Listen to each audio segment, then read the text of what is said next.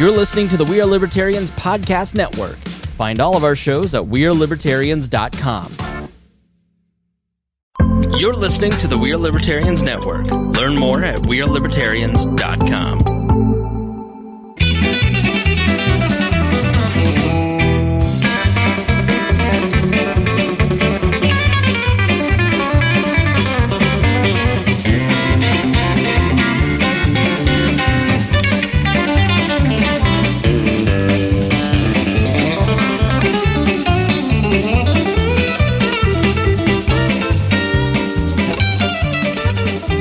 Welcome to the Boss Hog Liberty Podcast. This is episode number 203 of East Central Indiana's favorite podcast. Jeremiah Morrell here, joined by video producer, co-host Zach Burcham. On my hard right is Kyle Robbins returning. You're in the co-host chair this week, man. Yeah. Congratulations. We've doubled your pay. You've got a live microphone to complain about anything and everything you need to and want to. Sounds good. And it comes with almost no responsibility, so it should work out. And Great. It's all over Facebook. And it's all over Facebook. We're 203 episodes in, and we've never cost anybody a job. So I think we're either due or we're going to be okay. Pressure's on then. You never know. And then our guest this week is going to be John Oreovicz. We've been sitting here hanging out for the last 20 minutes or so. We did a cool Patreon. John is a. Are you on? I'm not. Oh, I am. You're yes, there. I am. You're a questioning producer, video producer, audio producer, Zach's skill set. Let me go back to chair number 2 of 3 for the night. You're the guy that likes to do the marathons and run. So having 3 workspaces seems It'd just be nice if there wasn't 400 foot of cable between each desk. Well, I'm going to take out that light one day or the camera. We're doing the best we can, man. Yeah. I don't know. It's a small miracle that it is pulled together as it is. And something fell out of the computer and I plugged it back in. I think it goes back there. But in the confusion of getting my peek into Dakota's marriage, I don't know if I was supposed to plug it back in or not. Well, if you see a message that seems important, you're excused to go press buttons and fix things as needed. I'm trying to watch I'm taking a look at the chat, and it doesn't act like anybody's saying that they can't hear it. So we're going to assume that things are pointing north and they're going well. All right. So, Zach, we did the Patreon. We covered Indiana's crazy ass weather. Yeah. And, fantasy IndyCar. Yep. Very much worth a donation at any level to the show. Yeah. Plus you get the show notes every week, dropped into the super secret Patreon Facebook group. So you've got access to know what we're doing. And there's a lot of links in here. Very important links to our author, John's books, how to find them, how to find more information and stories that we're doing. I did the show notes this week. College. Yeah, you're trying to make it happen. This is like 2 out of the last 3 weeks we've had authors. It's been fun. And I don't want to brag too much about the reach of this show, but like 2 years ago, there was a guy who was selling chicken waterers, and he said, "Hey, let's run a special on Boss Hog of if you buy this chicken, who the hell thinks you need a chicken waterer and that this is the audience to do it?" But he said, "Hey, we'll give you, here's a promo code Boss Hog if you go buy the Farmer Brad chicken waterer." And we haven't talked about it in a year and a half. He messages me yesterday and said, "Hey, we just sold a chicken waterer." How somebody remembered. So that's like the third one we sold. And I said, this is a great joke. I love it. It fits the show. It fits the BS nature of we talk about small town stupidity. That's the core of the show, and it's whatever we find interesting. That's what we talk about. So we talked about chickens and chicken waterers. We've had a running joke about urban chickens and local chickens. So a chicken waterer made a lot of sense, and son of a gun, Farmer Brad sold a chicken waterer this week thanks to Boss Hog. So I should have been paying closer attention to the conversations at the park restaurant. When I was eating dinner before the show. Yes, you told me you had breakfast for dinner. I did. I had a delicious ribeye steak with scrambled eggs, hash browns. Fantastic. You could barely get a table. I was in there on Tuesday night, and I had to go to the very far end of the building to find a table for 5 because I'm an incredibly social person. I couldn't do just a table for 4. I had a big group of 5, and it was fantastic. Yeah, I got the fried chicken. They filled the gap nicely because after Bill's Diner burned down, we need a diner. We didn't have we had the early bird, but the early bird's pretty small and it's closed for dinner. Yeah, open for dinner. The park's solid. It's a solid diner option, and every town needs one. and they have homemade dinners, but homemade desserts. Did you get a dessert? Did they talk you into pie? I did not, but having seen the fried chicken on the menu and being the fried chicken connoisseur that I am, it may merit a trip back. It was, people jokingly look at me for my food recommendations, and so I can safely say that if you're in Newcastle, the Park Restaurant does get a 2 thumbs up. 2 thumbs up. It's in a strip mall, and you think, why in the world is the Park Restaurant in a strip mall in Newcastle? And like everything, do you know the story, Kyle? No, I do not. You're a Newcastle guy, and you don't know how. Yeah, but I've been away for a little while. It says that it's 3 generations. So there was a Park Restaurant in the city park in Rushville, and they had a fire. It burnt like 10 years ago, and they reopened a location in Milroy, which is a town halfway between Newcastle and Rushville, while they were dealing with the fire. They never did rebuild the park in Rushville, but they found another old location on Main State Road 3 in Rushville, and they opened that location. But they had so many Newcastle people that were going to Milroy that they said, we're just going to have a Newcastle location too. So now there's 2 park restaurants. Neither one of them are in a park, but they're both on State Road 3, but they do great. I think the one's close. Yeah, the one in Rushville's, I think, close to the park. But yeah, it's adjacent to it. Yeah, it's right next to the hospital. But the old one used to be right in the park. Yeah. So there you go. That is news we did not think we were going to get into today, but that's what you get here at Boston. And we needed a diner pretty bad. So yeah, some of us are big fans of Stacks, Montgomery's. We have so many local restaurants we talk about and frequent. Weenie World. Oh my gosh. Have you been to Weenie World? It's a gem. I have been to Weenie World. I was a little disappointed in the weenie. Well, it's the ice cream. Well, it's about the ice cream now and the tenderloin. So that Weenie World, a lot of restaurants, a lot of these stories are, hey, the restaurant burnt down. Yeah. Well, Weenie World is a derivative of our former Bill's Diner. Yes. Because Bill's Diner used to be where the car lot is next to Weenie World. And so they moved some of the offerings over. Some of the menu moved. So if you get the jumbo tenderloin. That's the Bill's Tenderloin. I've seen you mention it on your social media. Yes. Okay. Yep. And is it truly a good tenderloin? It's massive. Well, that doesn't necessarily mean it's good. So there's 2 kinds of tenderloins. There's this is Indiana talk for you guys that are listening in Hawaii and far off distant places. There's 2 kinds of a tenderloin. There's a real pork tenderloin that's pounded out and it's real. Right. And then there's a cutlet, which is a fritter. A fritter. Yeah. Call them, yes. Yeah. Theirs is a fritter, which is not the superior tenderloin. But you can get a massive tenderloin when you go fritter. A fritter's a professional fowl, especially if it's advertised as a tenderloin. So that is what you will find if you find the jumbo tenderloin. For example, Robin Miller's beloved Mug and Bun Drive-In serves a fritter, not a tenderloin. Yes. But if you are in Speedway, Dawson's on Main.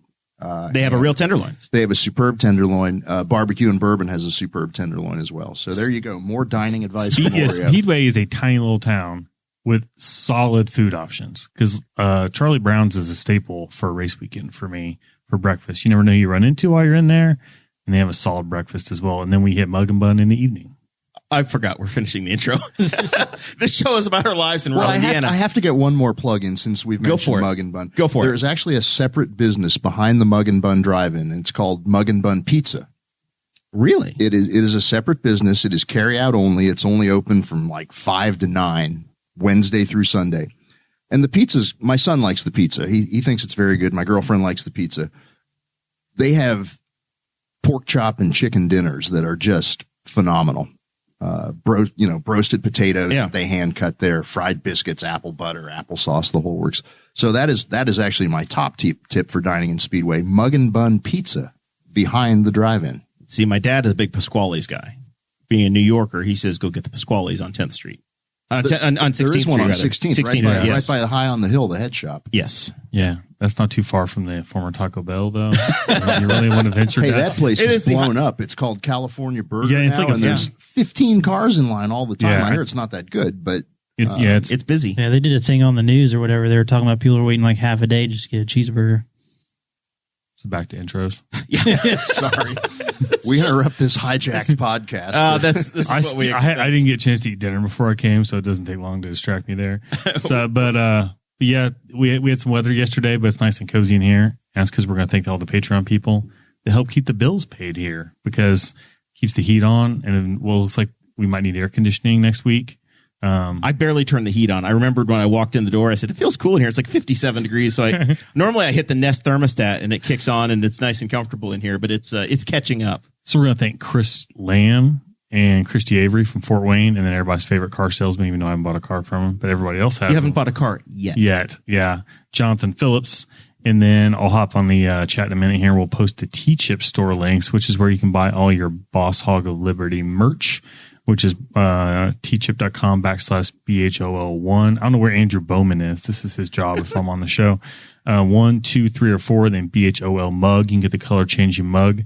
And we still have some masks and the net gator in there because if you're going to go to the track in the month of May, you're going to need those. So they're not gone yet. No news on whether or not neck gaiters are going to be allowed, though. When I went to the basketball game at Banker's Life, it was if you have a neck gaiter, go back to your car and try again. Yeah, they don't count. Gators were unacceptable. I know they don't count at Disney either. It has to be like a 2-layer mask. So I'm actually looking at getting I need to upgrade my masks for the month of May if I'm going to spend that much time in one. I need one that doesn't give me tan lines, probably. Let's be honest. I bought the Zach and I did the same thing, and I bought the full size Wood Brothers mask that they had for their crew when they were selling them at the first NASCAR race back. They're like, our crew guys are going to live in these and they're going to be fine and it's okay. And I'm like, well, I'm a big guy. I want a big mask. And I've been rocking that thing the entire time, but it's black. And if I'm going to be outside for 6, 7, 8 hours a day and it's going to be, you need to have a wardrobe of masks. I need these days. Multiple masks. For style reasons, for cleanliness and hygiene. Yeah. I've got the net gaiters for that, but apparently they're not appropriate. So yeah, I need to I'm looking at the Under Armour one or something. I know the kid got one of those and liked it. So tell you what, K&N air filters actually make a really good one. That's the one when we had to wear them at work. Those are the ones I got, and they're actually really breathable. Are they a lifetime one? You just have to oil it from time to time. That makes sense that a filter. Yeah, they give you a little. They give you a little pack of that with each mask, so keeps all the. I've already got a K&N recharging kit at home. I'm good to go. I'm going to ask Kyle to pull his mic away just a touch. That way, we don't make Zach go do another job. Because you've got a big booming voice today. Yeah, I don't know. Just trying to seem alive. You're doing great. All right, John. We used to hear you on talk radio all the time. You were a featured guest on a number of podcasts and radio shows. What happened to them? I don't know. What the hell happened? I don't know. The people. I was like, well, hell, I want to talk to Oreo. This is going to be great. You used to do, I think, the Indiana Talk stuff. You would do. I was on Gary Snyder, right? Did you do the Gary Snyder show from time to time? I did with Greg Rakestraw's Greg show on there. Yeah. I was a regular back in the day on JMV and the other local programs in Indianapolis, but phone doesn't ring nearly enough. There needs to be more racing talk all the way around. You lose your byline and people lose interest in you. But so we'll say freelance. The good thing is that interest is back with the publication of this upcoming book. I was going to say the reason that I invited you on at this time. But it's an open invitation, and you can come back next week if you want to. We're talking to Daryl Radford, formerly of the Courier-Times. He lost his byline. He retired. Local. He probably had a fallout plan, though. Like me. Yeah, I think his plan is just. He was like his fourth retirement to be grandpa. I think he was hoping they don't call him back for the 5th time. Do you want to work for a small town newspaper covering city council meetings in Newcastle? Because between retirements, they need somebody to cover for Daryl here. So you've written all I need 2 to books. do is just hang out at the park restaurant. You will get all you need to know, news, right? And if you see 2 or more commissioners gathered, that's a problem, and it makes for great copy. And that happened. Oh my gosh, well, this is not one of those shows. But yeah. Don't have meetings outside of public meetings. That's the lesson to be learned. Top tip for the day, right? Yes, it happens all the time. So John brought one book that's actually in print and ready to go now, and I was blown away at the pictures because I haven't had time to read it because it's been here for 3 minutes. But it is Time Flies: The History of Pac West Racing. Cover of it is Scott Dixon's win in 2001, Nazareth Speedway in Pennsylvania. John was working for the team at the time. I was not. I was back in the media. You were back in the media. Okay. But in 1997, when Pac West had their best season, Mauricio Gugelmin had 3 pole positions and won a race, and Mark Blundell won 3 times. I was the PR guy for the team in 97 and 98. In the FedEx series? Yes, I guess it was 97. It was kind of a nameless series. It was still the PPG IndyCar World Series. But they had to drop IndyCar for legal reasons. But yes, it became the FedEx Championship Series in 1998. And then the new book that's not yet out, but is very exciting, is the political book, The Split. Well, it is Indy Split, and I think anybody that's followed IndyCar racing for the last 50 years knows that there hasn't been a whole lot of harmony in the sport. And on several occasions, most notably in the late 70s and again in the mid-90s, there was outright hostility that resulted in 2 competing IndyCar series for a while. And the second split, the one that my book focuses on, was the kart IRL split that went from 96 to 2008 and finally got resolved, but in many ways really didn't get closure until recently. So when I first saw the book, and I immediately said, why does John think this story needs to be told now? The first reaction that some people are going to say is that you're reopening old wounds. We're finally past it. Why do we have to do this now? And then the more I've read, the more I've thought, well, no, it's history. You have to talk about it, and it helps you understand why and how. And it's probably far enough in the rearview mirror that it's appropriate to start doing to write these stories. That's fair to say, and it's coincidental that it's coming out on the 25th anniversary of what people think is the flashpoint of the 96 split, where there was a US 500 run at Michigan Speedway on the same day that the 96 Indy 500 was run. The topic never really went away, and that's one of the things is that, yes, the split ended in 2008 and Champ Car and the IRL merged or unified or amalgamated or went bank, whatever you want to call it. It did become one series then. But Tony George, within the next couple of years, he was kind of gone, and the sport continued to struggle for leadership. And that's been a theme for decades, looking for the right front man or the right leader for it. And I don't think that there was actually real closure until Roger Penske bought the Speedway and the series. Yeah. Late 19, early 20. And I think that finally, even though everybody's been together racing under the same umbrella since 2008, I think a lot of the wounds still didn't heal, and it needed to symbolically move on to new leadership, and fresh leadership. And from that perspective, it couldn't be any better than Penske. I mean, nobody loves the Speedway and the Indy 500 more than Roger Penske. And to the Holman George family's credit, they identified the right buyer. They identified arguably the only guy that really cared enough to look past all of everything else that was there. Yeah. I mean, and Penske loves that place so much, and you can see just by what he's done in the year that he's owned the place. I mean, it's got a fresh coat of paint or a fresh coat of sod everywhere. He's applied some love to the track that had been missing for a little while. I'm looking forward to my permission slip to go back inside of the track again this year. We're just putting the toe in the water every day. We get just a little closer to actually having the access we might have had 2 or 3 years ago. Yeah. We got in a little bit in October, and I ran around the track on race day in August last year, and I was like, man, he put some, but that's all I've seen was just like staring in the fence at a lot of the sections because we just weren't allowed in a lot of areas.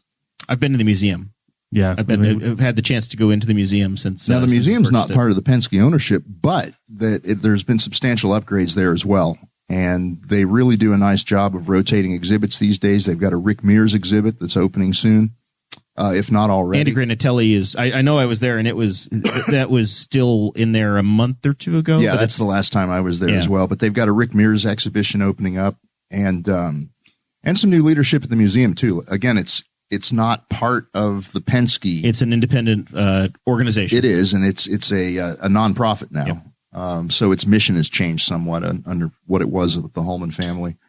But Rob Dyson, the longtime sports car racer, is now the chairman of the board of the Speedway Museum. I think Rob's got a lot of connections out there in the vintage world and everything. And I think ultimately their goal is they need a new building. The museum, especially if you look at places like the NASCAR Hall of Fame and everything, it makes the IMS museum look a bit quaint, but they've done a great job with the limitations that they have. They need more square footage. They've continued to add the back wing of that building which used to be office space. Yeah. I didn't recall that being open. I remember the first time I went back there, I was like, this is a great room because it's got a killer view because you can see the tracks in the background. I was like, where's this been for my entire life? It was Tony's office.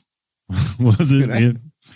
That's a nice office. But yeah, and the vault exhibit was really good because you always kind of wonder, like, oh, they've got some cars and then they have some like heavy hitters in their collection that aren't necessarily IndyCar related. Like you mentioned, you known somebody that was involved with NART. They have the last Le Mans winning Ferrari that was a NART Ferrari, and I went to that exhibit. I was reading the description of this, and I was like, no way. This museum has got this just sitting in the collection. Yeah, that's the Jochen Rindt car from 1965, I think. They have that one, and they have an old Mercedes that evidently Mercedes desperately wants back. But yeah. I can tell you that very few of those Mercedes factory cars are out in the public domain, and the factory donated that car to Tony Holman, to the Speedway, in the 1960s, I want to say. 70s at the latest, and it doesn't surprise me that they want it back. Yeah. Good stuff. Could pay for a couple of extra Indy 500 entries for Vision Racing if they sold it. Oh, that could fund a team for like a while. It's Ed Carpenter Racing now. Oh, yes, that is correct. That's correct. I just know a young USAC driver that could use a shot. Yep. Well, we got the shop thing covered, kind of. We need a little more parking space. No, not a shop, a shot. Oh, a shot. Oh, yeah. No, well, I'll take any shot. They have vaccines at the Speedway. They have clinics almost every day. That's true. If I fall asleep, by the way, it's because I got my final shot today. I am fully vaccinated and approved to go to the Speedway. I have my permission slip from the state of Indiana.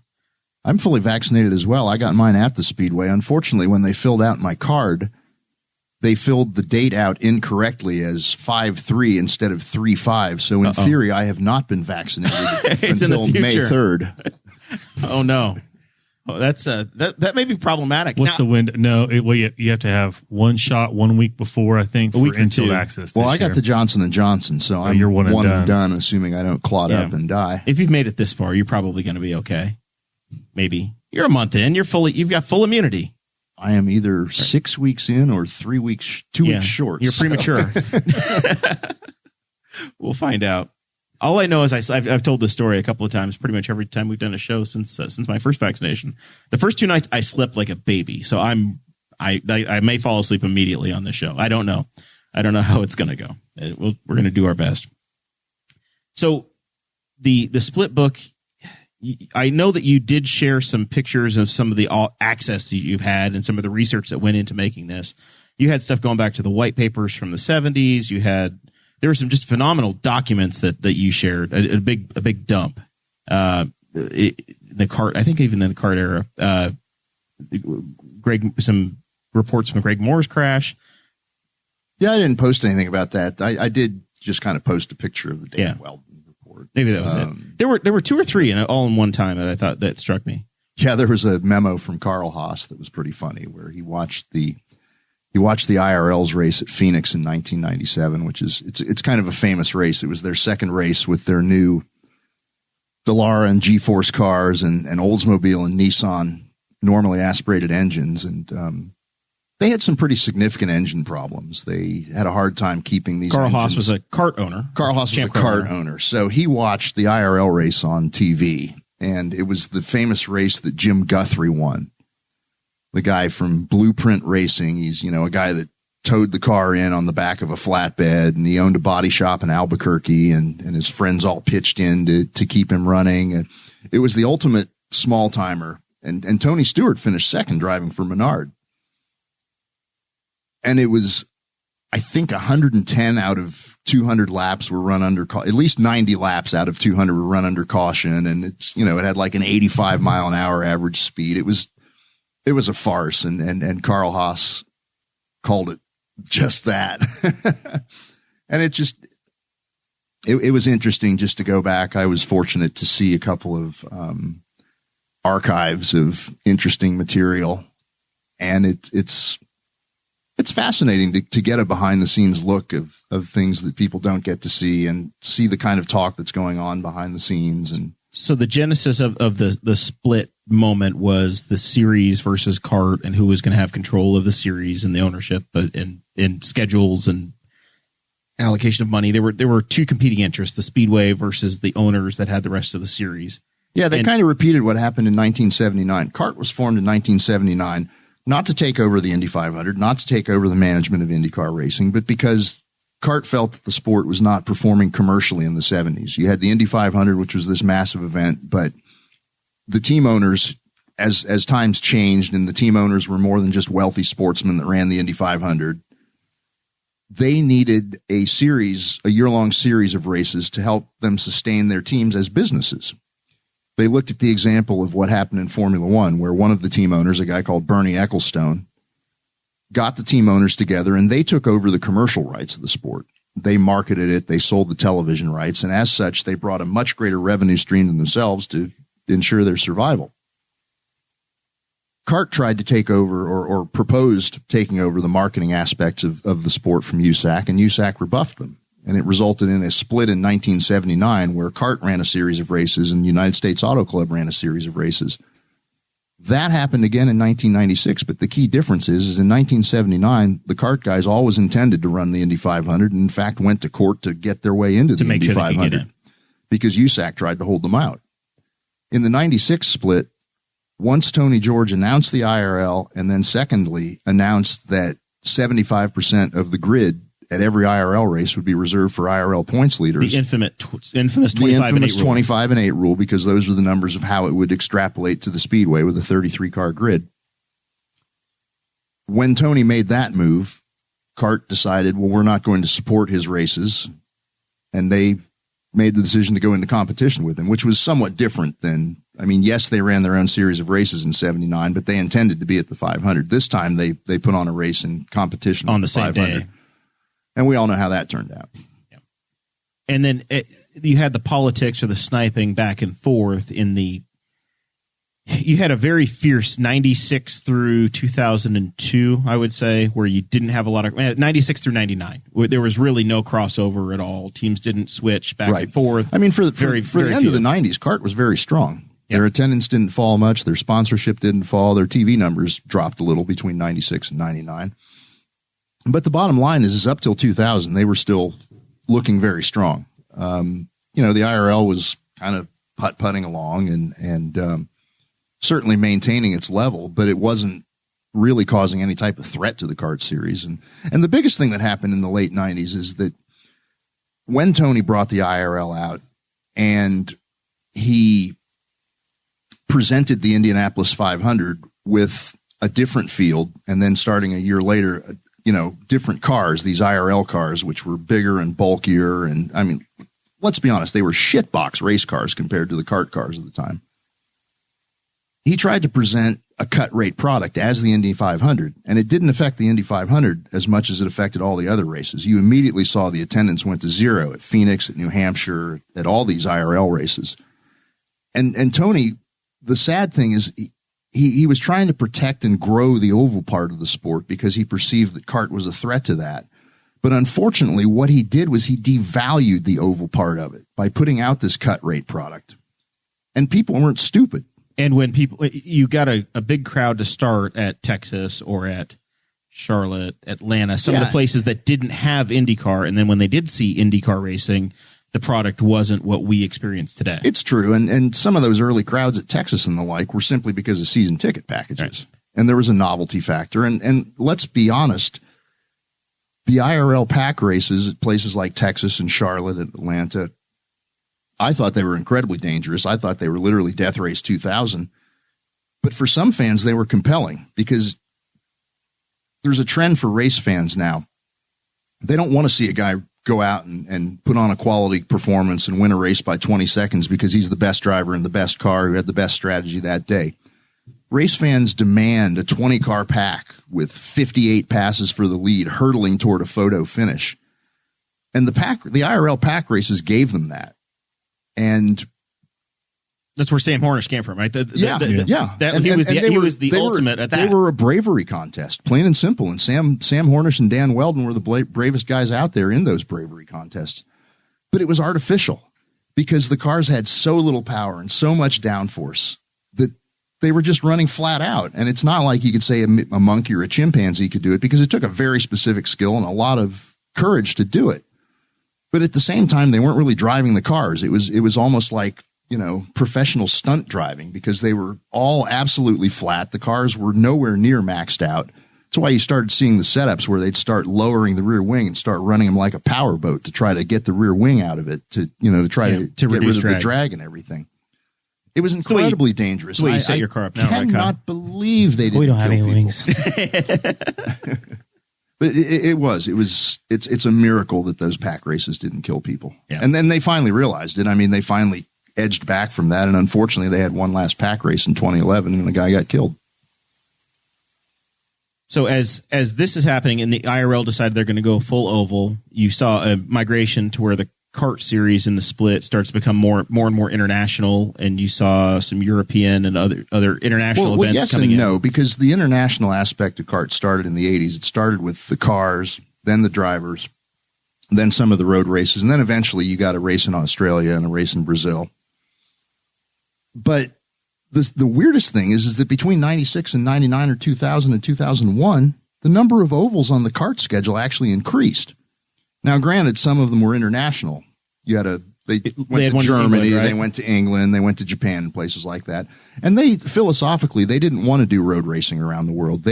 Formula One, they wanted to leave Formula One after they did their race at Surfers Paradise in Australia that started in 91. They had a gentleman's agreement with the FIA that IndyCar races overseas would be on ovals. And they were until 2003 when kart was in its last throes and got really desperate and ran at Brands Hatch that year. Yeah. But yeah, I mean, it's strange that you'd think that they might have said, all right, well, we're the road racing, and they might have tried to maximize that aspect, but they didn't. They continued pursuing ovals, but to me, that's what made the kart series great in the 80s and the 90s. It became this great combination of American racing, of the Unsers and AJ Foyt and the Andrettis and Bobby Rahal and Danny Sullivan and Rick Mears, but also with Emerson Fittipaldi and Nigel Mansell and Teo Fabi and Gilles de Ferran. And a great mix of road racing venues and oval tracks. It really was a best of all worlds. And as it was recognized as that in the early 90s. It was recognized as that by NASCAR as a threat here in the U.S. It was recognized by Formula One as a threat internationally, which is part of why, they handed the keys to the Speedway in the Kingdom to Tony George when he was 30.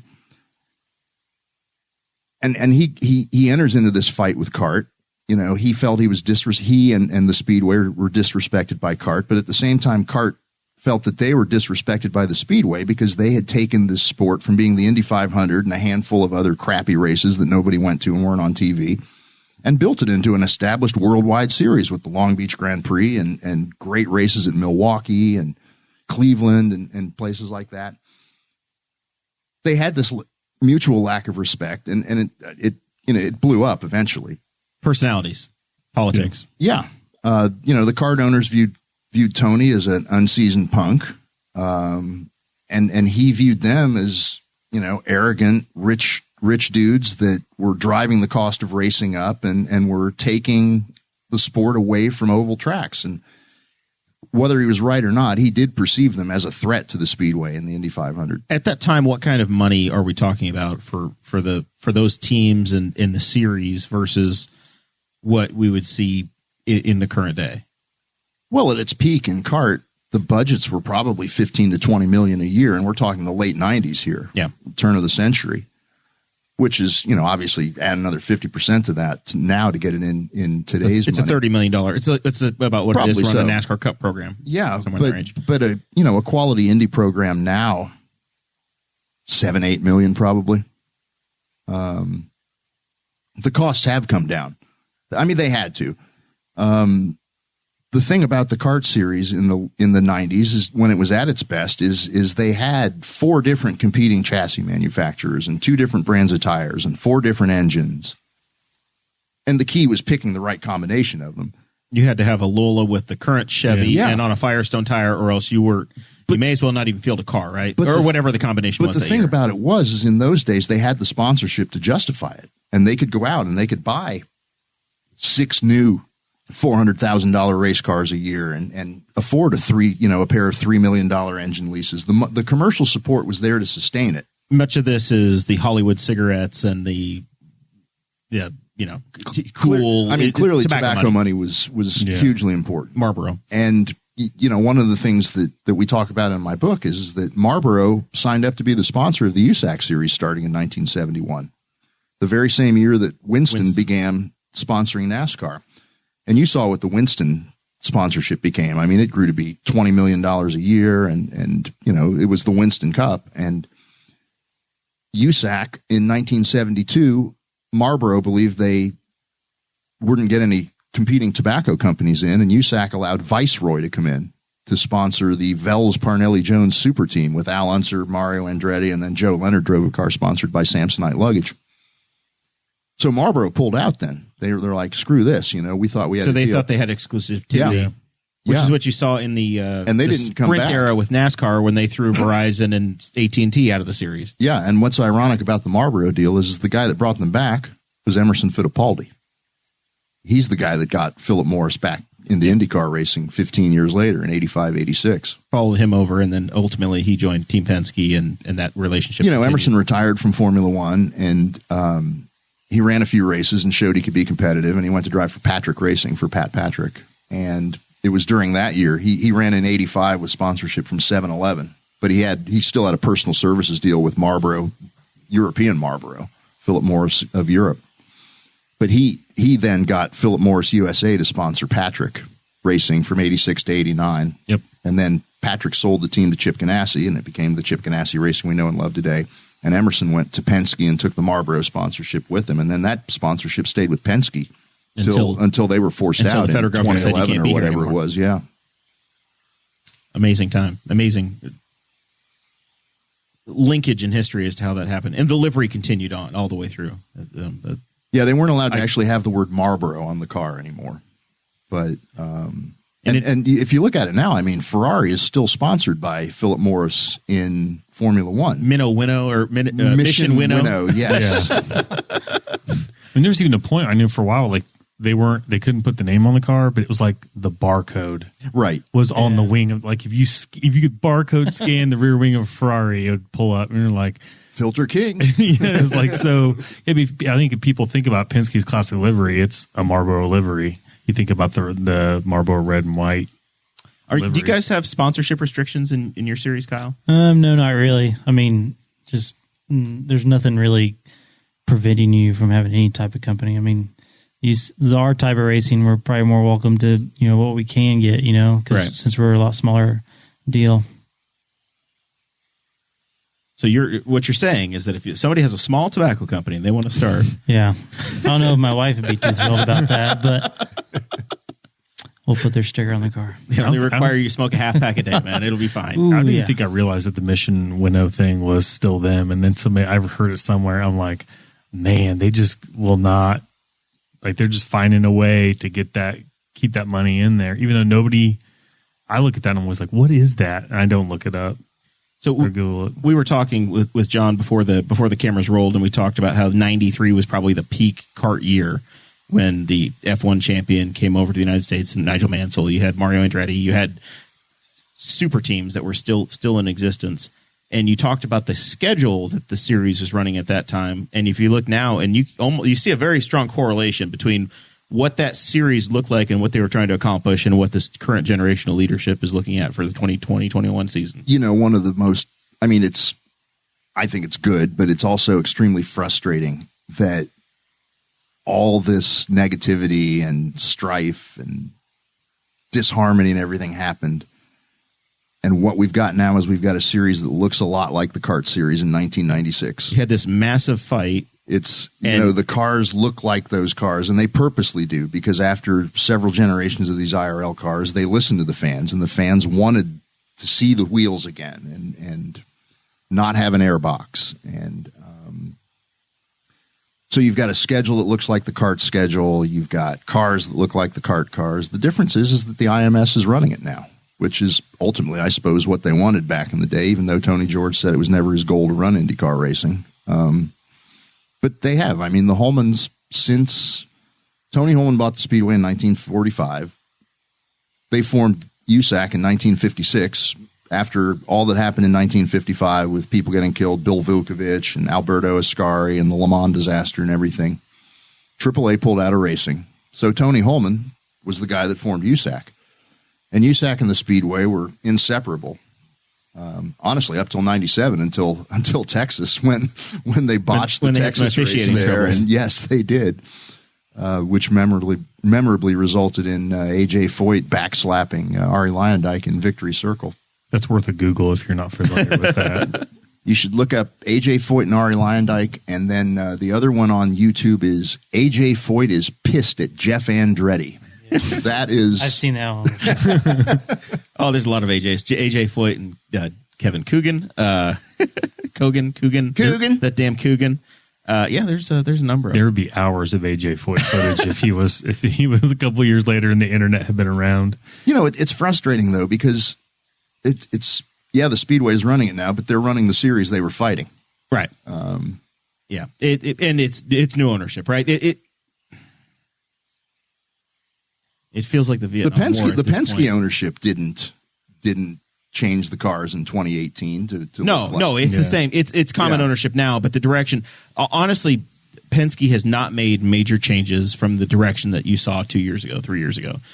The management teams of the series and the track are still essentially the same, very much the same path. I think all that stuff was solid. Yeah. I think they were already on a very good path. And who knows why the sale occurred when it did. I mean, a lot of people believe that it had to do with Mary Holman George dying. She died in November of 2018. And it's probably not a coincidence that, like, literally 366 days later, the announcement was made that the Speedway sold. And when she was alive, Mrs. George would always say that this, the Speedway was for her grandchildren, which would be the children of Tony George and his sisters. In other words, the next generation of the Holman George family, which would have been Jared Krizeloff, Kyle Krizeloff, Nancy George's daughters, and Tony George's daughter Lauren and such. But I think it's inspiring. It's inspired that they made the decision to do it. And honestly, if you think about with COVID and everything that happened, it would have been very difficult last year.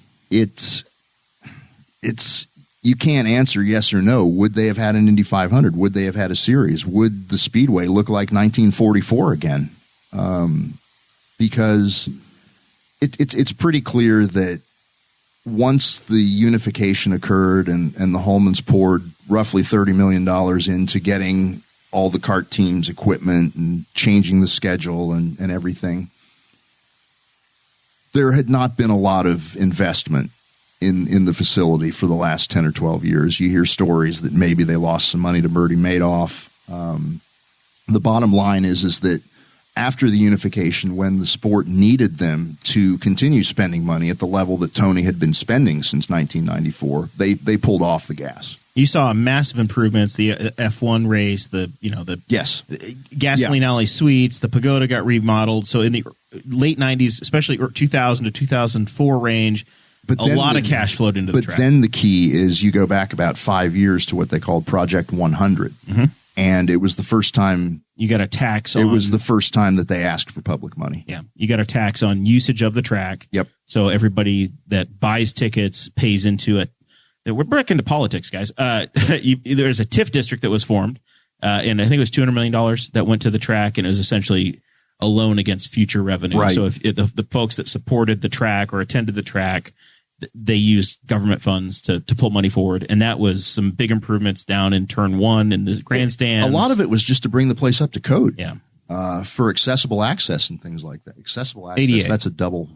Yeah. The ADA, they built some elevator towers. There were some major upgrades to make some accessible seating. Right. Video but you mentioned boards. Politics, and one thing I want to say, just as an overall theme, is that IndyCar racing, the whole IndyCar racing community, it is a lot like the political community in the whole IRL versus kart or USAC or Champ Car or whatever you want to call them. But there's a very philosophical split between two groups. And one is road racing, higher technology, international flavor as compared to low cost, grassroots, oval tracks. And that philosophical, or that's the political battle that, of course, that's what created the split, the 79 split in the first place, the whole rear engine revolution from the 60s and the fact that the car owners were now Bruce McLaren and guys that had really had skin in the game and weren't just writing a check to run the Indy 500 every year. And that philosophical difference that started in the 60s with the road racers against the oval racers, it's still going on. And it's why people keep talking about it now, because there are still people that are passionate that think that the short track guys need to be reconnected to the Indy 500 in a way that they haven't been in you could argue 40 years or more. You're going to get to do a race with some IndyCar All-Stars, but it's not at the Speedway this year, Kyle. You're going to be out at Eldora when SRX is running, and you're going to be on the same night as Tony Kanaan and Tony Stewart and Elio Castroneves and all those guys. Yeah, that's pretty cool. Why isn't that at the Speedway? Why aren't you guys on the dirt track at the Speedway? Crown cars, I doubt would fit on that. What, the little BC 39 track? Yeah.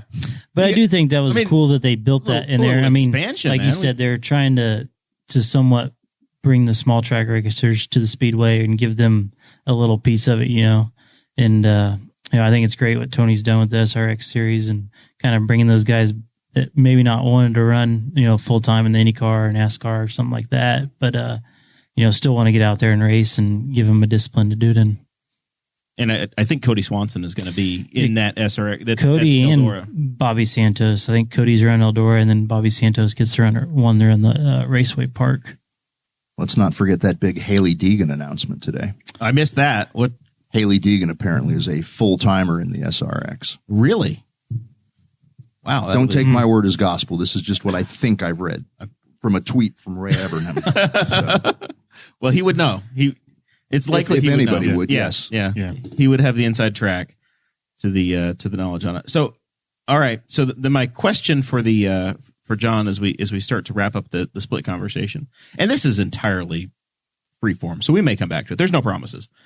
Are we looking at a new golden era starting in going forward now that we have common ownership and you've got a new car that's coming in a couple of years and you've got, I don't know, is it 9 Indy 500s winners? A new car for back? the first time since 2012. All right. The 15-year life cycle out of the old TW12.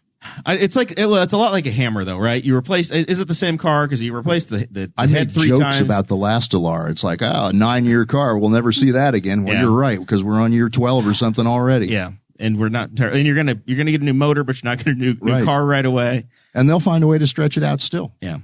Well, it's I'm not holding my breath for that car. Does it make a difference? Does it really matter? Do you feel like that makes an actual difference in the product? Well, they had a good idea with the aero kits, honestly. Right. I mean, it was a good concept of like, let's have a basic tub and you can dress it up and make it look different. And if you can make it perform better, then good for you. But it didn't work. I mean, in the cars look worse than the cars look worse, but they looked awful. Those 3 Indy 500s were some of the most exciting to watch. 500s, yeah. Sometimes a car would go flying, but they were really fun to watch. But they also showed, or a Chevy would go flying. With the bodywork that they brought out in 18, they showed that you can reskin it pretty much at will. So they can. I mean, if they wanted to, they could create a new look for it every year, every other year. There's no need to do that. But the whole car equation, the whole car part has been pushed out of the equation. We haven't had new cars for. I mean, it used to be like there's a new Lola and a new Reynard, a new Penske every year, and you've lost that. You've had 3 generations since the split. Yeah, you've essentially had 3 new chassis come out in 20 years, right. 22 years. But it's spec car racing, right? And people have lost their connection with road cars too. I mean, I can't. My car is a 2010. It's not even new, but I wouldn't even think of trying to change the oil or change the spark plugs on my car these days. Well, they look the same. If you look at everybody buys a small SUV. I've got a GMC Terrain, and I can't tell a GMC Terrain from a Jeep, whatever the hell it is.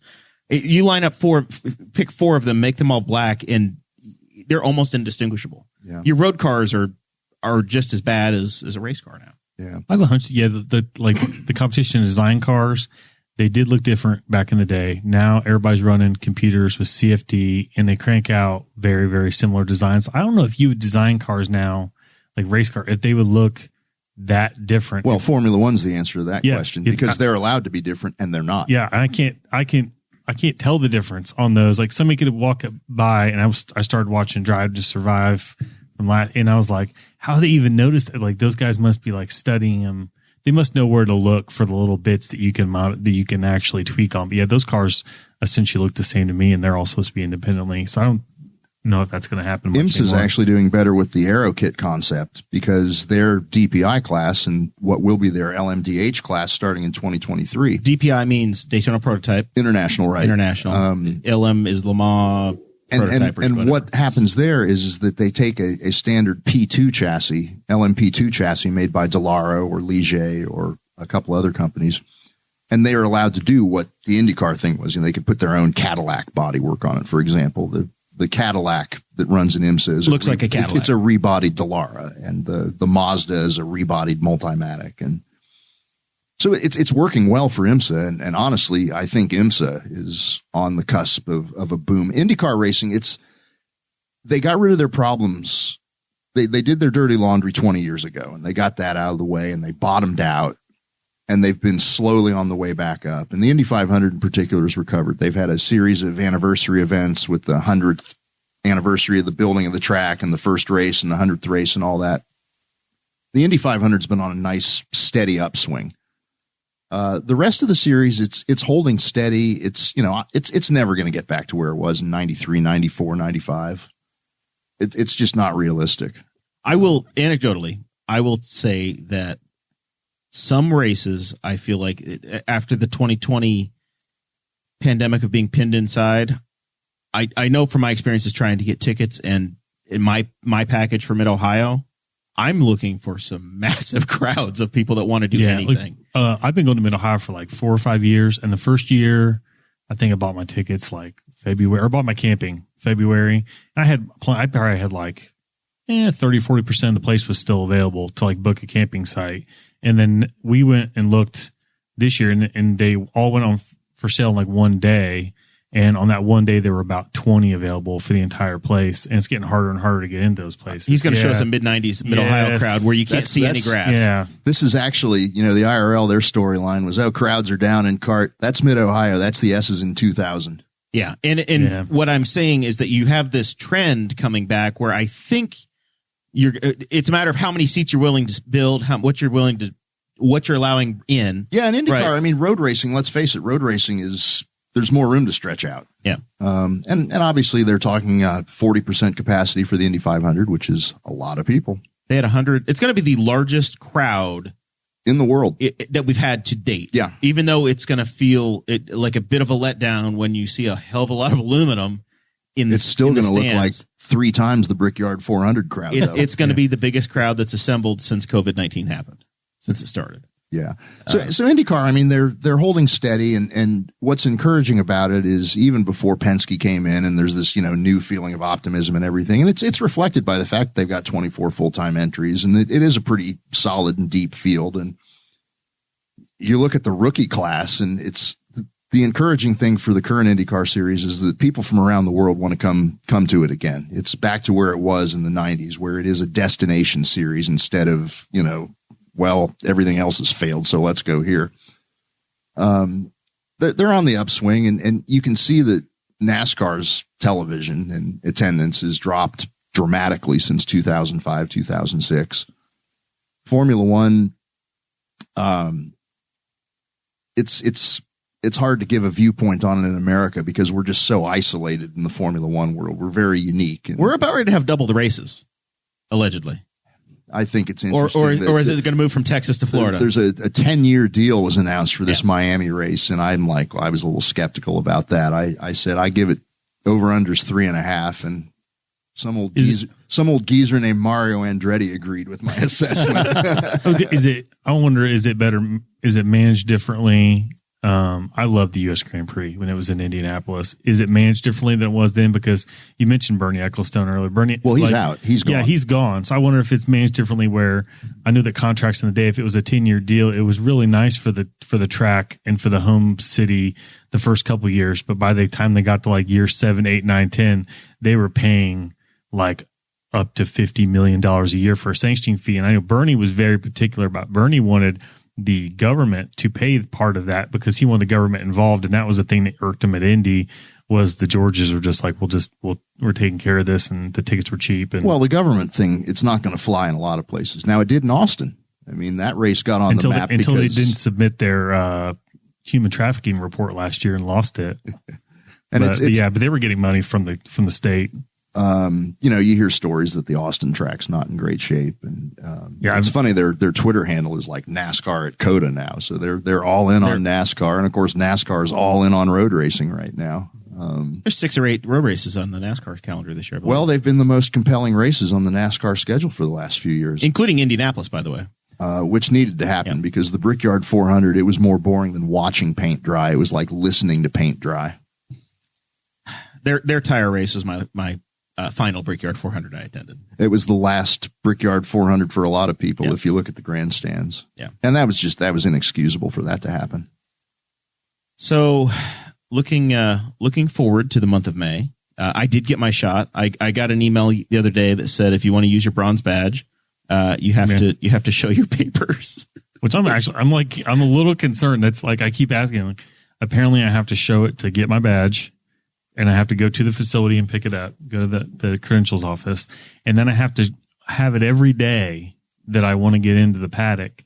I'm like, what if you get mustard on it? Like, they expect you to go and bring it to the track with you and then go spend a day of whatever the hell you're going to do eating tenderloins and making fun of. Most people know from either having one already or having seen the pictures of everybody's on Facebook. That's like the required picture. It's a postcard. It's not wallet sized. It's just big enough that if I have to carry it to the track like 12 days, it will not look good at the end of 12 days. Like, can you laminate it? Well, I brought that up, and another guy who Jeremiah said, I didn't realize who it was. IndyCar world's a very small world, either on Twitter and even at the track. You'll see the same faces. And one guy's like, make a copy and laminate it because there's a chance, I know they've even said for the Pfizer, that people might need another booster. And so there's more spots than just the 2 on the card. You might have to put another shot on the card eventually. He's talking about Will McCarty. Who used to have the world famous blog, isitmayyet.com, which his tagline has been stolen. And I've been trying to get him some money for that for years now because the track has stolen isitmayyet.com from him. And by the way, if you go, I believe it's Willpower and the Double Birds is still the last blog post. So whenever the Loudon Rain race was, that's the last time Will made a post over that there. Picture just popped up again. Glorious image. Yes, it is. It's an amazing picture. I was on Will's side for that. You remember this? I remember that picture. Yeah. Yes. But I was there. He said to make a copy. Did you bring your umbrella? Laminate the copy. The whole thing could have been avoided had they. One of my bugaboos is 3:45 p.m. starts because they're really fan unfriendly. Because if you're from anywhere out of town, you're not going to get home the same day. Oh yeah, and I'm not talking about me. I'm talking about the fans. I'm getting ready to go to I'm going to go to the first Nashville GP. I bought my tickets, and I think it's a 5 o'clock local start, which is 6 o'clock in Indianapolis. I'm going to get home at like 2:30 in the morning and go to work the next day. They're hostage to the TV companies. And it's one thing if you're getting paid billions like NASCAR is, but when you're getting pennies on the dollar like IndyCar is, you've got to stand up for your fans and have anyway. Noon start this weekend at St. Pete. Exactly. But had that New Hampshire race run at 12:30 or 1 o'clock, it never would have rained. Yeah. Back to you, Zach. I'm sorry. Yeah. Oh, well, the start thing, that's a good Mid-Ohio. And luckily, I'd like to thank whoever the president is. I don't know his name off the top of my head at Road America because he started fighting back a few years ago. George Brugenthies. Yeah, when they came back, it was a prerequisite. We're going to have a 12:30 start, period. And so now we're seeing a trend. So that Indianapolis people can drive home. Yeah, or Milwaukee people. Chicago people. Yeah. That was the key was Chicago people because if they started their race at 3 o'clock Central and they run a 2-hour race and you get out of there and the people aren't getting back to Chicago till 9, 10 o'clock at night on a Sunday night. And they don't want to do that. And there's been a definite trend since then of races being moved up earlier and earlier by the promoters so that people like Mid-Ohio was starting so late that the one year we got home at like 10 and we tried to get food on the way home and we couldn't because we had a camper and the dining rooms had closed. And I was like, this is not good. And they moved it up and up a little bit more every year. So we finally can get home at a decent hour. So yeah, that's a definite thing for me to, otherwise I've lost my train of thought or whatever was going on before that. Laminating. But apparently you said make a copy and laminate it. And then my thing was that now They finally got on the technology train where I had to sign my waivers like 2 or 3 times while they kept changing stuff up for my bronze badge. And the second time it took my picture. I'm like, okay, you've got my picture. I have to go pick it up. How about I show you all my papers all at one time, and then you give me my bronze badge and then print me out like my version of a hard card, not a hard card, but a photo ID that says this is Zach. He's giving us his papers. This is his bronze badge. It can have the number. Bronze badges have a number. And I don't have to carry it around and worry, because then I'm worried about the next thing that somebody's going to ask me. I'm like, I'm really sorry, but I burned up my paperwork in May and it didn't survive, because the bronze badges don't generally survive too well. Usually about lose those by the end of the week because the pins all break off. So that's all I need to like, or you just lose it and like now I don't have any proof. And my bronze badge just became just worth admission because I don't have my papers. I have toddlers. Horrible things happen to things that I own. Horrible things. I don't know. Because there's a digital. I got my last shot today, and the state sent me a text, and they said, "Hey, click on this, and you can make a little screenshot of you're fully vaccinated." Does that count? I don't know if they're going to count that or not. I got Well, in theory, I got vaccinated, right, although my card says I didn't get vaccinated it's in the future. Until May 3rd. So maybe that's why I haven't gotten the email yet. I got a text message, and I have a little screenshot that says I was fully vaccinated on today's date, and I'm good to go. And it's on from the state website. Apparently, Indiana has passports. I know they're fighting over it now, or whether or not we're going to have vaccine passports, Kyle. But I got one. It may not be legal or accepted anywhere, but I do have something in writing. Who knows? I know if I want to take a cruise, I have to have it. If I want to go to the track, I have to have it. So. I'm glad going to the track so far is the only thing I have to have it for. But yeah, I'm kind of waiting to see what all. Apparently, they made that announcement yesterday. I tried to call like 9 or 10 times to get some questions answered. Never got through to the track. Apparently, their credit card machine went down at the same time, so it was chaos. They were real prepared for it. Because I used to have general, like, there's no infield parking, so where do we park? Like, the North 40 is a walk, and I'm not sure if they're going to do shuttles. My Turn 3 infield pass was converted to a North 40 pass. Another friend who parks at 5th and Holman, which is basically the infield road course by the museum, he got converted to, I believe, south, just outside the track on the south side. I walk from home. Or you can do that. I'm bringing my home with me. I'm going to be a Speedway resident twice this year. I'll be spending like 7 nights out there. It's a great place to live, actually. It should be fun. Should be exciting. I look at especially in May. My Amazon photo things comes up, and always about this time of year, I can tell I get antsy because somehow my pictures I pop up in Speedway because I'm like, oh, let's go to Mug and Bun, or let's go here, let's go there. I'm like driving through town just to kind of start getting ready. Spring comes around, it's time to go Speedway. I'll be camping. I'll be so many other places. In 2020, we could do very little. So my calendar every weekend, I'm somewhere. I'm going to get to Mid-Ohio. I'm going to get to Indy. Going to go to Nashville. Going to be all over the place. Very, very fun. Looking forward to the year. So they did sell 177,000 tickets for the race. Over the last week, they polled people and said, hey, who doesn't want to go? And they dropped it down to where now they're comfortable with this 40% number. They think they're going to be somewhere around 135,000 people. But they did kill the infield completely. Yep, all the concerts. On race day. And concerts are gone. And the pit stop competition. Is that gone too? I think I saw they canceled it too. And the Freedom 100, by the way. We're going to blame COVID for that too. And predictably, Indy 500 fan is not taking the news well. Me. They still kept qualifying practice open, didn't they? Yes. Yeah. Outside seating only. Tower Terrace. Okay. That's what I thought I saw. Is that what they're going to do for those guys? Yes. Unless you have a bronze badge, and then you don't know where you're going to be able to go. Because you're going to have paddock access, so you're going to be able to get in. Somehow. It's going to be, I don't know what to expect. I'm a little confused. It's going to be adventure. I'm a little confused by the closing the grass mounds down. I guess they can't control the grass mounds as much. I think they just want to keep the infield closed as a hard, fast rule to anybody that's not credentialed or badged. Yeah, minimal staffing. Because I'm kind of curious. Like they said, Pagoda Plaza will be open for some stuff. So like, if I go into the garage and my wife's got the kids, or one way or the other, or one of us stuck outside, or can we hang out in the plaza? It's weird you had this great plaza and nobody's seen it in a year and a half or 2 years. Every facility is different, right? Mid-Ohio, the grandstands were closed, but the mounds were open. Speedway, the mounds are closed, but the grandstands are safe. Yeah. Mid-Ohio just painted grids on it, and they said, here's your box. This is your box. Stay in your box. Stay in your box. But Mark Miles did say everybody that wants to have a seat can have a seat. But my brother, he came back and complained on Facebook today and said, I just want to go and stand on my cooler in the infield. I don't want to have a seat. Yeah. There's so many of the people that I bring, John, to the race. On a normal race weekend, I have 25 to 30 people hang out infield turn 3. Some people have seats. Some people don't even know a car goes by, but it's a massive social party in the infield. Those people don't buy tickets in advance. They're the walk-up crowd of the people that eventually some of them will fall in love with it and they'll buy the tickets. And that's one of the concerns I do have. And there's not much you can do about it this year, but when you go 2-3 years of you don't have that infield turn 3 crowd, once you lose the rhythm of we go to the Indy 500 every year, they're going to find something else to do Memorial Day weekend. And that's a risk. I don't know if they can't deal with it yet, but it's got to be in the back of somebody's mind. Well, certainly, but I mean, the bottom line is we can't be stupid about this. And if we have another major outbreak or a different strain that comes through or something, they have to be safe than sorry.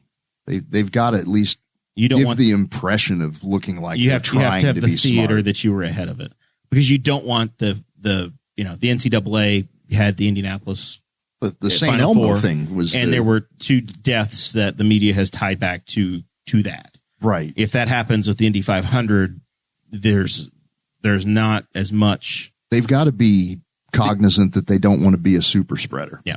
And the people are getting vaccinated, but I saw a astoundingly low number of vaccinations in Marion County today. I see that the COVID restrictions are being maintained with masks and everything in Marion County. And I believe the number I saw was only 21% has been vaccinated in Marion County, which, I mean, it seems like it's roughly 50% nationally already, isn't it? And if it is 21% in Marion County, that's embarrassing. And you have access. That's a conversation that we've had on this show for months, is that you can see that we were dropping ages quickly. You went from 55 to 50 within a couple of days. Yeah. And we just kept dropping the age because the demand wasn't there. And then now at this point, it's pretty much walk-in clinics. You could have an appointment today if you wanted to have it. Well, it's too late now, but tomorrow morning you could get one. It is a political commentary, though, because let's face it, the whole vaccination thing is very much a Republican Democrat. Oh, and we're in a Republican hotbed here in Indiana. Coming from the Libertarian Party side, I've been I uniquely get to feel all of it. But I posted a picture. We had a button. I got a button today for having my vaccination in Henry County at our local hospital, and they gave out these cool little buttons. And I was like, it's not Pretzel Day at the office. I love Pretzel Day, but I got a button. It was a free button, so that was cool. And I posted a picture of it, and I had multiple people explain to me how I was, stupid for going and getting it, and I was virtue signaling, and yada yada yada. Whatever, I could take it. It's fine, but it's so damn political. Then you have to post a selfie later from Gasoline Alley and be like, "This is what this got me." Yeah, my vaccine passport worked, and $175 or whatever that was. I feel like I used to pay $75 for my credential, and now it's first year I did it was like it's like $150. It was like $100. Yeah, and it's gone up. That's my only fear is I'm waiting for like things have kind of stayed the same. I'm kind of waiting to see if there's a Penske price hike, and he couldn't really pull it off this year because everybody just was carried over from last year, but we'll see. My favorite camping was infield for the Grand Prix, and that's been nixed for now. So I'm hoping I get back to that, but I'm hoping they don't bring it back at like $600. Well, we always have the Hoosier 100, right, Kyle? Not anymore. What? We were trying to bring things up. We're going to talk about local short track racing and coming to see you. What heartbreak do you have for us? Well, I think it was yesterday or 2 days ago, they announced that the Hoosier Hundred's officially dead. Which this would have been the third annual last one. So we were very fortunate the fairgrounds actually let us come back and race last year because COVID had screwed so much stuff up. We didn't even get to run the crown cars till August. So, and Indy wasn't even on the schedule. I mean, it was supposed to be 2019 was supposed to be it. It was done deal. They were going to put limestone on it and all that. And you guys, you have an aversion to running on lime? From what I know, my dad had raced some flat track races on some limestone tracks, and he said it was just absolutely like a tear on equipment, just sandblasted everything. So I don't think it would be possible to do it, but supposedly everything they had told us in 19 that they had secured funding and it was going to happen. And then COVID happened, and from what I'd heard, a lot of the money was coming from the casinos. And I assumed that they were like, yeah, we're not going to pump that out with everything that's going on and being shut down. So then, and from what I heard in late last summer, that the fairgrounds actually reached out to USAC because they weren't able to have any events or anything like that. And that was one way that they could maybe make some revenue for the year and stuff like that. And obviously we all wouldn't turn that chance to run the Indy Mile again. So we had it once last year, and then they told us in the winter meetings that, you know, it was going to be on the schedule, and was barely sure that it was going to happen. But there was a slight chance that if they got a contract in place before the May date, that it could be switched. So, and I really didn't even know anything about it until I saw something on Facebook last weekend, and I texted our series director and I was like, hey, you know, is this a real possibility? And he's like, yeah, we'll find out more tomorrow. So, yeah. And then the writing was on the wall later this week. So you'll be going to Terre Haute on Thursday night. Yeah. Which is not a terrible drive. If we get set up in camp on Thursday night, Zach, we could theoretically make and actually they run sprint cars on Wednesday down there, so you could just stay there for 2 days. It's not like you've got a Carb Day concert you're going to miss this year. Yeah. Well, see that since there's not really very many Carb Days festivities, you can come out and enjoy the stuff at IRP. There's a lot of possibilities. And I mean, that's not that far of a drive. So up to Anderson. No, IRP is Brownsburg. Oh yeah, that's nothing. Unfortunately, I can't walk to IRP from my house like I can IMS, but there, you know. And you could probably take a quick bike ride. I appreciate your calling it IRP, by the way. Yes. No. After all the 5, 6, 7 name changes, that's what I always continue to call it, because I think it's Lucas Oil Raceway now. Sure. I still call the music venue on the northeast side Deer Creek Verizon Wireless Clips Music Center. Deer Creek, the Hoosier Dome. You mentioned earlier, it's still the Winston Cup to me. Like you lost me after like the 5th company. I was like, and then when it was the Sprint Cup, I'm like, no, that just doesn't work. I'm like, sprint cars are different. The next Sprint cars are Sprint Cup, right? Yeah, presented by Xfinity. Well, at one point, sprint cars are a thing. They exist. You can't take that name because of a phone company. You got to find a way to make that work, and then they didn't make that work. See, I don't keep track of NASCAR sponsorship deals anymore. It's still, I have a Winston Cup poncho back in my camper. It's still the Busch Grand Nationals to me. Yeah. So I can't keep up with those either. Yeah, it gets out of control. That's one of the things that the track could do, is that they could set up some shuttles, right, from IMS out to IRP. And I know, like when Brian, I think it may have been the year he ran the Infinity Pro Series race, he ran the Hoosier 100, and they had like a shuttle system where he ran that race that day, and then I'm pretty sure the Hoosier 100 was that evening, and they had a big group of people, and then I think if not one, or maybe even the 2 of the times he ran the Indy 500, he ended up going around a sprint car at Kokomo. Run that night. Yeah, and they had a big fan deal after that too. So, but yeah, so the Hoosier 100's gone. I was still trying to leave the track by the time all these guys would be. And actually, last year, Kurt Busch was landing in Charlotte. Brian would have been, getting to Kokomo, and I'm still trying to leave the turn 3 infield. And John's back at home on his couch. I've got my grill lit. Good to go. I mean, that would be that's one day that I would totally be like, yeah, because I'm just sitting there, not even going to hook my camper up until cars are moving down Georgetown, which isn't even a good thing to judge off of anymore, because Georgetown's not a through street, but I still wait for cars to move before I even try to leave. You need to use your drone. Man, you got to watch where you fly over down there. It actually is the no-fly zone for the Indianapolis International Airport includes part of the Speedway property till about includes all of turn 1. So yeah, I could, but I'd have to really be careful.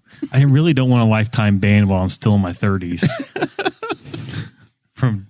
My brother flew his drone at the track one time, and he just write a mildly critical book and see what happens. Yeah. I was going to make a joke for John, but I thought, no, he can do it himself. He can laugh at himself. He's very capable.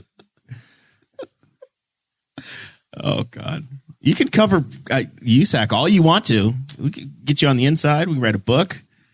You got all kinds of options. Here's the question I want to ask. Mm-hmm. A thing that popped into my mind a minute ago.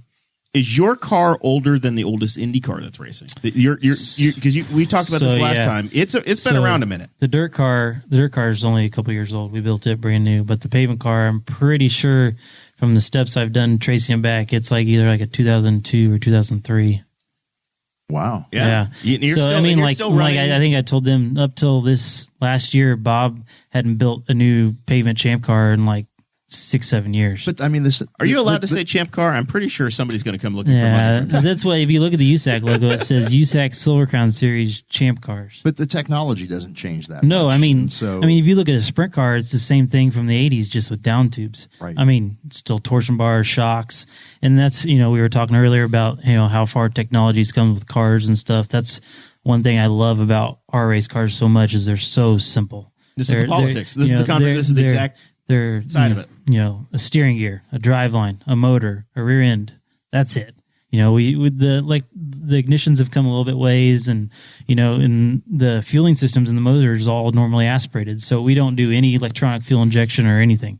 So, I mean, I'm sure they refine the roll. They might add a bar to the roll cage. Yeah. just for And safety items. from that standpoint, especially with some of the instances that we've lost some people these last couple of years, they've tried to add some bars and make the frames a little safer, obviously, and definitely the seats and our safety equipment has come a long way probably in the last decade as well. But they're just a race car. There's not a lot of gimmicks and bells and whistles on them. You got 4 shocks, a steering wheel, and a motor, and a brake pedal and a gas pedal. So, how does your seat work? Do you get fitted for a seat, or you go buy a custom seat? They kind of have them both ways. There's just like most of them, they'll measure them by your hip and your rib cage size, but then like most of mine I've been measured for them, so they they fit for maximum comfort and stuff. And the headrests have gotten a little bigger over the years, and now my head's completely contained. I mean, there's not a lot of movement from right to left or front to back, and I'll wear a Hans device and all that. So.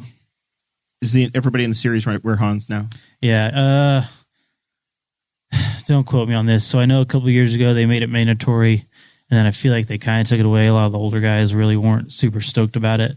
But then I know a year or two ago that they did make full containment seats mandatory. So don't be like Dale when it comes to safety. I was going to say, there's your lesson. I'm like way behind on some podcast, and I was just listening to Dale Jr.'s where he had,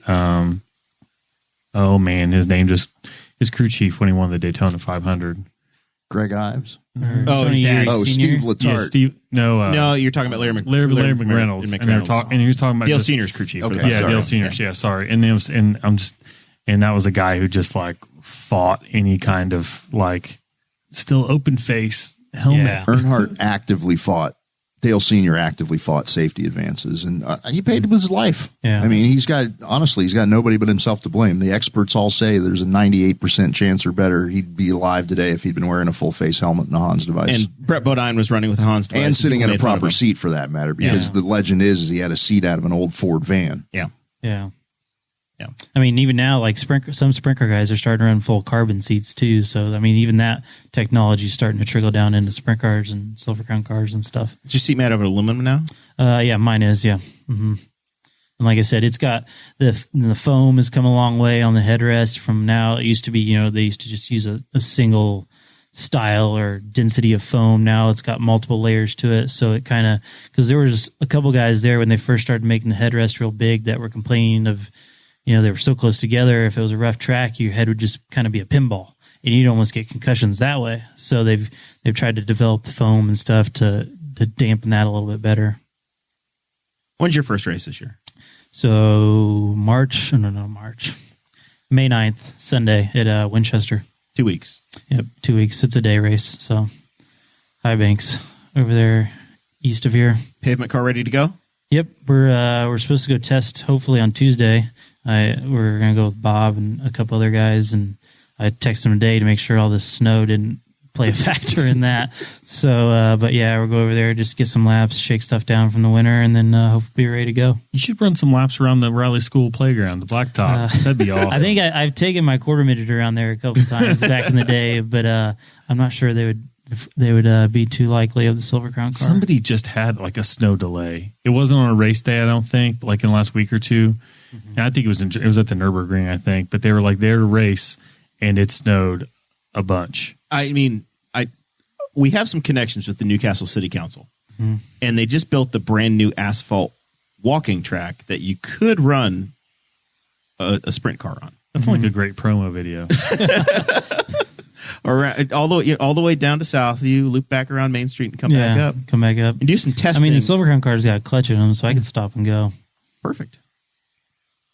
Feel like the So city great of a is video. special. Yeah. That'd be a great video. Just to have just a Silver Crown car just driving around town. Just running down. You need to come cruise Broad. Yeah, That would be awesome.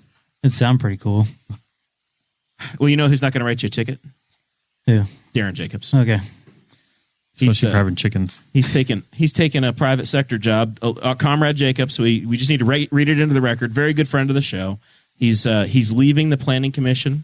No longer going to be our zoning administrator. No longer going to be the guy that's measuring your grass to see if it's 8.1 inches tall and giving you a ticket.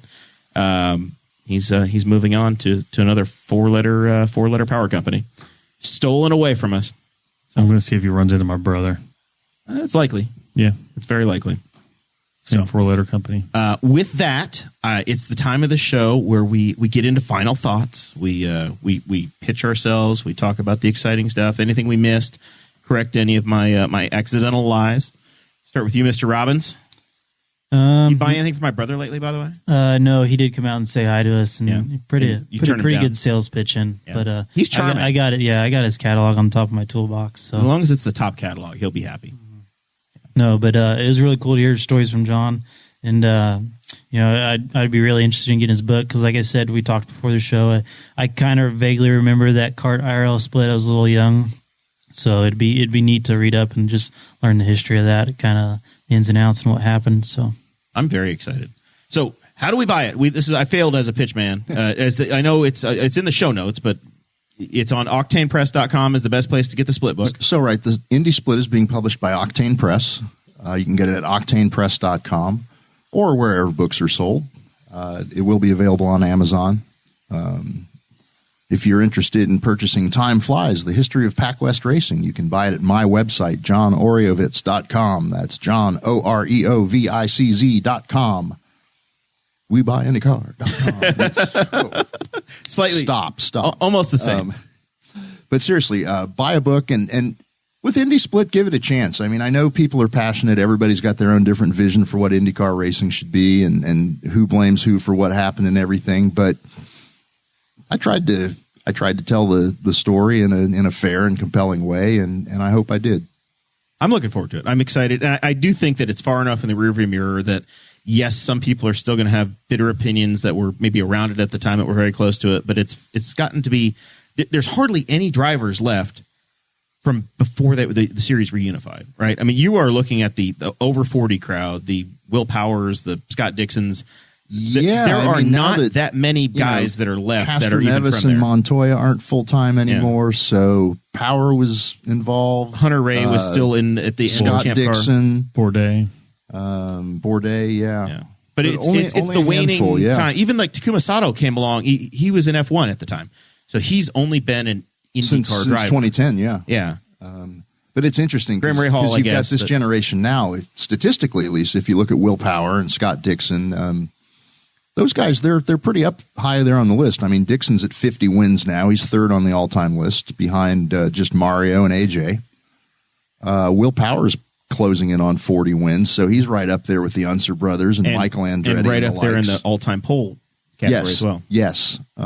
So, the core group that's out there now, these older guys now, in a way, it's similar to the guys that carried IndyCar racing all the way from the 60s to the 90s. And then, go see them while you can. And that's one thing I'd say. I mean, the IndyCar series, it is still the best of all worlds. It's got road racing, it's got oval racing, it's got technology, it's got international flavor and everything. It's still, I think it's the best racing out there. And the one thing I would say is if you were a kart fan, if you were an IRL fan, if you were still just pissed off at everybody for screwing it all up, come back. I mean, that's been my message for years, despite what IndyCar management wants to think. I've been all about, hey guys, it's still pretty good racing. It's not 1993, but it's still pretty darn good. It's pretty darn compelling. And the field now is strong. It's stout. Schedule looks a lot like the kart days. If you look at the bottom of the 1993 kart field versus the bottom of the 2021 kart field, the gap between the top Right. and the bottom now is much narrower Right. than the haves and have-nots of that era. Right. I And mean, there's a dozen guys that can win races this year. Yeah. Alex Palou won this week. He did. I mean, Who knows? Who'd have thought And that? he's in the 10 car, which has won championships with Dario and won races with Rosenquist and Kanan Yeah. and Weldon. But honestly, that But- car had not been really. Yeah. I mean, it had won one race since 2012. Two. It won Kanan- Rosenquist last year and Rosenquist. Kanan. Thank Yes. you, thank Yeah. you, thank you. That's right. We forget the error of recency. You know, we forget what I happened remember last a week. lot more about the '80s than Yeah. I do last week. I know. I same problem. If I wasn't paying attention to it this week, I would have completely forgotten as well. All right, Zachary. I mean, I've got nothing. I'm just a bureaucrat during the day. So L&K. Pay your taxes. Keep Zach happy. Yeah. L&K for your beef and Beehive Body Company, my cousin's place. Check those out for your body care products. There you go. Well, I'm excited. Next week, I believe we do have Daryl Radford on, formerly of the Courier Times, formerly of the Indiana State Senate. He's going to tell some stories, and we're going to have a lot of fun. And then we got a Jesse Riddle, Mark Foltz thing coming up here in a couple of weeks. Cool. Jesse can come fix my computer. Yeah. It's been down for 3 weeks. With that, we say thank you guys very much. We'll see you next week. Thanks for having me, guys. Of course. Thank you for listening to the Boss Hog of Liberty, which is part of the We Are Libertarians Network. I am Chris Spangle, and I am the founder of this network, and I invite you to listen to all of our shows, which you can find at WeAreLibertarians.com or by searching for these in your podcatcher. The flagship show is the We Are Libertarians podcast, where we apply libertarian principles to current events. The Brian Nichols Show is a conversation amongst Republicans, Democrats, Libertarians, Independents, as they talk about what is happening in the news. And we have many other podcasts like The Chris Spangle Show, Upward, The Cost, Raw Audio Politics, Miranda's World, and Tad Talk, which is quite a ride. So check all of these out. Go to WeAreLibertarians.com and you can check out all of our great podcasts. Thanks for listening. Thank you for listening to the We Are Libertarians Network. Get our other shows at WeAreLibertarians.com.